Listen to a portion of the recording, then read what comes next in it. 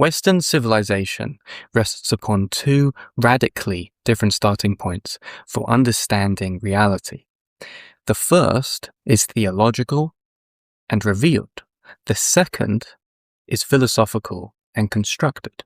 These two starting points, one of which is God's declaration of "I am that I am" in Exodus chapter 3 verse 14, and Descartes' proclamation of "I think therefore I am," do not merely express different views, they represent two completely incompatible metaphysical architectures for understanding reality. The former grounds being in God, and the latter grounds being in human consciousness. So once this reversal occurred, the West progressively detached itself from transcendence, and as the history of philosophy unfolded from Descartes onwards, it moved in a nearly linear progression towards nihilism. The divine name revealed in Exodus is a metaphysical revelation that affirms four fundamental first principles. One, that God is a self-substant being itself, not one being among others, not one being among other gods. Two, the second principle, being that human existence is participatory and dependent on God's sustaining presence. Principle number three is that truth is received, not created. Therefore, it reflects the divine logos. And principle number four is that meaning is objective, and because of this, meaning is grounded in a transcendent order. And because of this framework and these four principles, being precedes thinking, and that the mind discovers truth because truth is grounded in God. Therefore, creation is sacramental, and human life is oriented towards the transcendent. This is why, if we look into the philosophy of the medieval time period, we have Augustinian philosophy, we have Thomistic theological discourse and thought, we have the Islamic doctrines, and we have Christian and Jewish doctrine. And this is all because it worked within this theological architecture of those four principles in which I just described.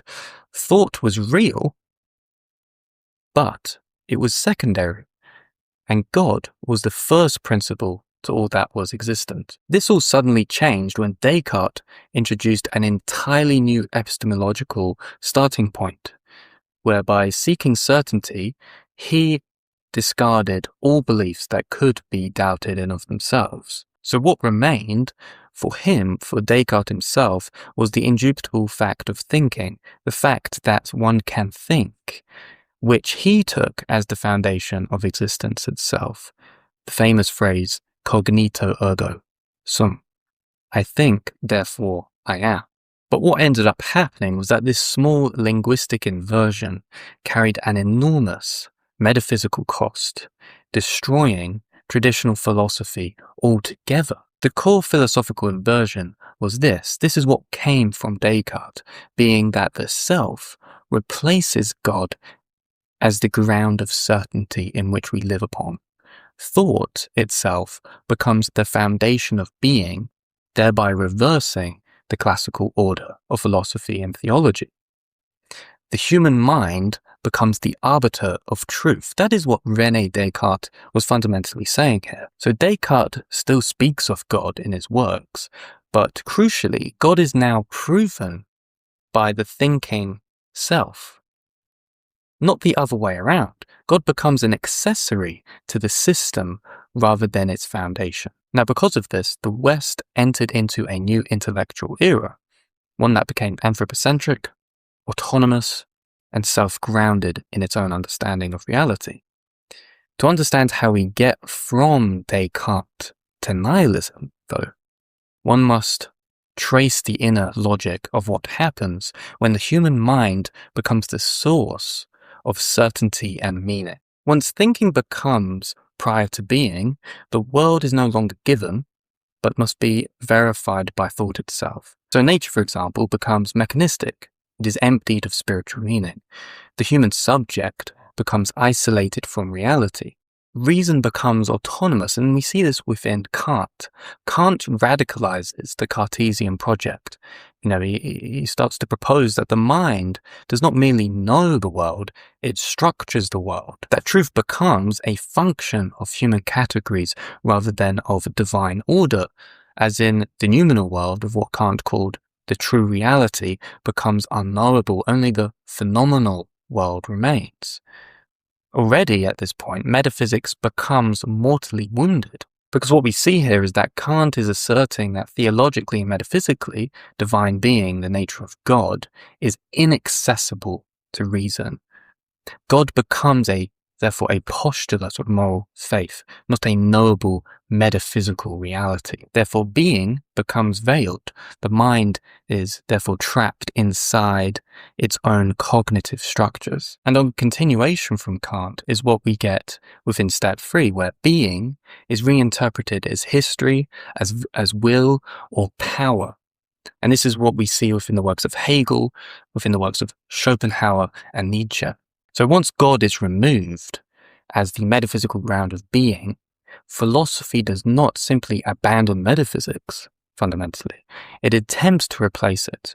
So what follows is not a single conclusion, but a sense of reinterpretation of what ultimately constitutes reality itself. For Hegel, this takes the form of absolute idealism. Reality is no longer grounded in a transcendent God who exists independently of the world, but in the historical self-unfolding of the spirit, of what Hegel called Geist, or what we now call the zeitgeist of today, for example. Being, therefore, is identified with a rational process that realizes itself through history, contradiction, and synthesis. This is the God of Hegel. Transcendence is not denied outright, but absorbed into an immanent historical process of what Hegel understands to be the functioning of God. And from continuation with this within the Cartesian project, we then have Schopenhauer, who continues on, in some sense, the work of Hegel. But for Schopenhauer, the rational optimism of Hegel collapses. He doesn't perceive God in this way in which Hegel does. The rational optimism of Hegel completely collapses. If reality is not grounded in divine reason, then it is not fundamentally rational at all. That is what Schopenhauer believes. He replaces rational being with will, a blind, irrational, striving force underlying all phenomena that is within the world. Meaning and order for Schopenhauer are no longer intrinsic to reality itself. They are illusions imposed upon an ultimately indifferent and restless metaphysical substrate. But even when it comes to the works of Nietzsche, even this metaphysical will that Schopenhauer is talking about, it dissolves within Nietzsche's philosophy. If there is no transcendent source of being and no rational or metaphysical structure underlying reality, then values, truth, and meaning cannot be objective. The only thing that remains at this point is nihilism, the recognition that there is no given order of being, or given order to being itself, only competing interpretations and expressions of power. Truth, at this point, becomes perspectival. Morality becomes a human construction, and being itself loses any stable foundation within the frameworks of Nietzschean philosophy. So as we see within this, at each stage, reality becomes increasingly detached from any idea of transcendence. Being is no longer something that is received from beyond the self, but something generated from history, something generated from the will or interpretation. The result is not liberation at this point, but the gradual erosion of objective meaning, culminating in simply what we understand to be now as nihilism. So all the way from Descartes to now, we get to nihilism. That is the logical conclusion of the works of Descartes. I think, therefore I am. And we get to nihilism. Nihilism is not, at this point, an accidental product of modern philosophy. It is instead the logical conclusion of Descartes' principle of cognito ergo sum, to always begin with the self instead of that which is God. Nietzsche, at this point within his works, is merely stating openly what was implicit in the Cartesian term. If God is not the ground of being, values are human constructs. If truth is made by the mind, there is no absolute truth.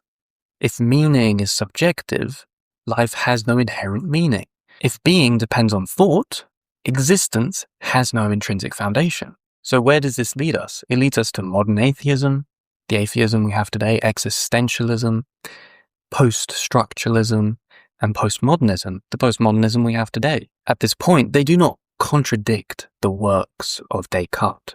They simply consummate the project of what he was putting out there to begin with. So with the Cartesian inversion, being is no longer theology. It becomes psychology. Meaning is no longer objective. It becomes existential. Truth is no longer metaphysical. It becomes analytical or pragmatic. The soul, at this point, within all of this theological and philosophical confusion, the soul is no longer oriented towards God. It is trapped within itself. Whereas I am that I am anchors everything in divine fullness, I think, therefore I am, anchors everything in human emptiness. To overcome the nihilism that we are existing in today, we must overcome the philosophical mistake that generated it to begin with, the replacement of divine being with human thinking. Only the theological starting point of I am that I am, that in which Yahweh proclaims within Exodus, places humanity within an ordered, meaningful cosmos, grounded in the self-existent God. Only this is something that will restore things like objective truth, metaphysical stability, moral order, participation in divine being, spiritual coherence, human dignity grounded in something greater than thought that is generated from the individual. And because of this, without God as the foundation of being, the self eventually collapses under the weight of having to create its own meaning. And we can see this with things like existentialism and the consequence of existential thoughts and of nihilism itself. We have this weight that cannot be unburdened by ourselves. So can we not see that philosophies like existentialism is a curse brought upon ourselves from the thought and thinking of before? All we have to do very simply is look at the work of Sartre, and we look at the work of Albert Camus when he was writing about Sisyphus, and that existence is this continuation of, in some sense, being in some kind of curse, because there is no, within their own minds, because they're existentialists, they don't believe that there is an objective meaning to life, that everything has to be a subject of some sort of subjective creation. If we look at the work of Sartre and being and nothingness, there's many things he says where he himself perceives life as some form of curse, where he says, quote, life is a useless passion. He says this, he says life is a useless passion. He also says, quote, I exist, that is all, and I find it nauseating. He finds existence a form of sickness, this man. This existentialist, this man who doesn't believe in God. He only believes in his own subjective creation of meaning. And this is the problem. This is the problem of nihilism. This is the consequence of people like Descartes. But what we do find is that humanity is marked by an intrinsic longing for the divine. This is what we truly understand. Theology and anthropology, across many different religious traditions around the world, affirm this as being very much true.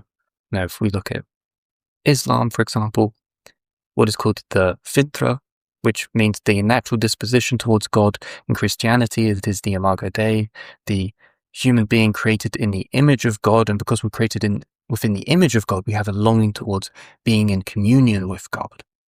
So we very much understand that humanity is marked by a longing for connection with the divine itself. But the deepest articulation of this universal longing is founded in the ancient Christian doctrine of theosis. And this is the human desire to participate in God's own life, to become united with the divine by grace alone. And theosis is not an optional spiritual aspiration. It is actually the fulfillment of human nature itself, because we desire a connection with God. We see this within traditions upon traditions across the world. Why the human heart remains restless, why secular philosophies, even if brilliant in their thinking capacity and in their intellectual logical conclusions in their own right, never actually satisfy this very, very deep hunger that we have as human beings. Even when modern philosophy attempts to remove God from the foundations of thought, the desire for union with God remains. It cannot be erased by doubt or analysis. It is the ontological drive at the center of human existence itself. Let me give you an example of this desire for God. Contrary to the assumption that young people are abandoning faith and religion en masse, recent data points to a very surprising reversal of this assumption that we have of people.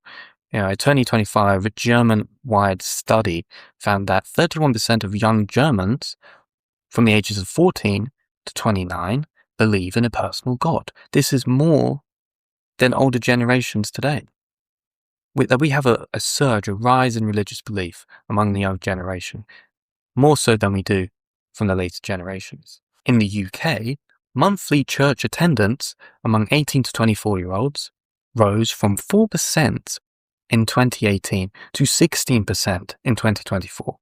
This is a fourfold increase. Global surveys also indicate that many of Gen Z adults are retaining or rediscovering religious identity rather than discarding it. And it is these signs that suggest that a younger generation, shaped by the failures of hyper-intellectualism and digital nihilism, is returning, sometimes quietly, sometimes dramatically, to spiritual meaning, to some form of seeking spiritual transcendence with God through religion, through faith, through Christianity. What they are doing is that they are recognizing the insufficiency of materialist narratives and ideological constructs, and are seeking something real, something transcendent and eternal, but their longing is not new. It is simply the resurfacing of what human beings have always been, creatures oriented towards God. This is what we have always been.